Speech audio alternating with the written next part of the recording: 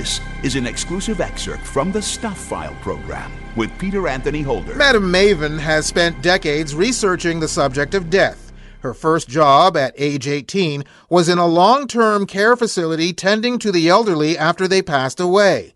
She has put together a humorous book called Death Maven, having everyday conversations about death and dying. She joins us via Zoom from Calgary. Hello. Hello. Hi. How are you, Peter? Just tickety-boo. Thanks very much for being on the program with us. The very fact that you've put together what I've already just said is a humorous book. This must have some eyebrows raised because, unfortunately, death is not something that people are willing to talk about, and certainly in a lighthearted way. Precisely. And that's exactly why I wrote the book. I think that we need to reframe that whole concept. And this was my way, Peter, of grabbing death by the scruff of the neck, sitting it down with a glass of scotch and saying, what is it about you scythe-wielding, chain-rattling hooligan? Would you stop scaring people? And I just wanted to make sure that people knew that it's part of life.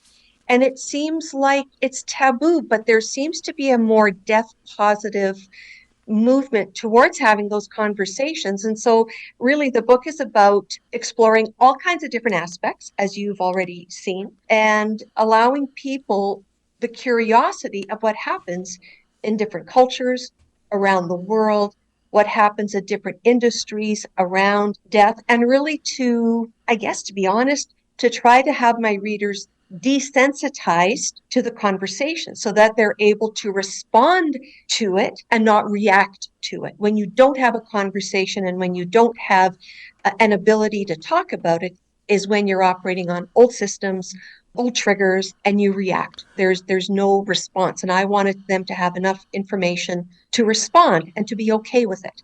What was the aha moment? That's a long answer to your question. No, not at all. But what was the aha moment for you? When did you decide, A, I need to write this book, and B, what was the process of just starting it? Because again, it's a very delicate issue, and you've got to tackle it with a certain amount of sensitivity, but not too much, because sometimes people get overly sensitive about the whole concept of death. So what was the aha moment for you? The first aha moment was actually working at 18 with the elderly, washing their bodies and taking them to the morgue. That was my first realization, like, this is it. This is the way we end up. And then, of course, during the course of my adult growing up years, just exposed to different people, different scenarios, death in hospitals, death around the world, how different cultures approached it. And it was just something that I thought that needed to be discussed. So the book actually began formulating in my brain early part of this year. And my way of working with content was putting little ideas on sticky notes. So actually my book was created on a wall with yellow sticky notes, and I just put the different ideas in silos. And it seemed like it just came together beautifully in terms of some of the humorous things that people do, all the lighthearted things. There's certainly enough things that cause us to fear death, but being able to look at it from an idea of humorous obituaries, funny stories, what people actually look at as being important in their life, a legacy letter, having fun with sort of having the last word in their legacy letter of what's important to them. And so it was more of a lighthearted approach, not all of the discussion around sort of, for example, cancer care, but what happens afterwards. And I think there's a lightheartedness, and it's amazing that people that are close to death are more relaxed about talking about it than you would think. Here's the thing, sometimes when there is no more cure, and sometimes when there is no hope of recovery, and sometimes when death is sort of the only thing that's going to happen, when there is no more cure, that is when the healing begins. One of the things you talk about is deciphering the language of death. What exactly do you mean by that? Sure. Well, there's an author that I've been reading. That's her expertise. And so just to back up the bus a little bit here, the book is not so much me giving that this is the language of death, but rather giving people resources and giving people lots of books. And it's more like a resource guide to other books and other resources that are out there.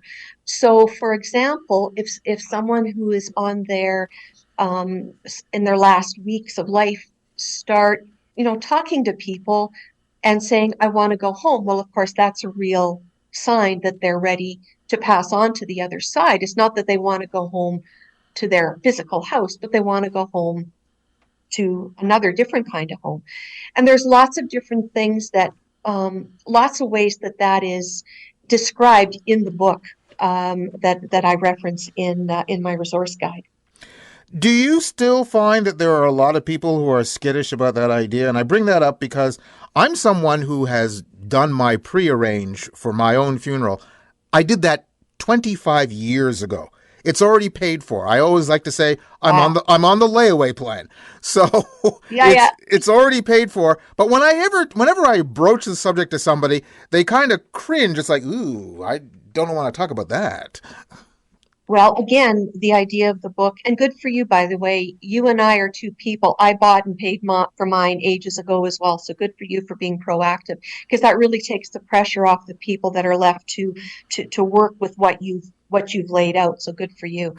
I think that with North America, especially, we're such a culture that is death avoiding, that the medical system can fix everything.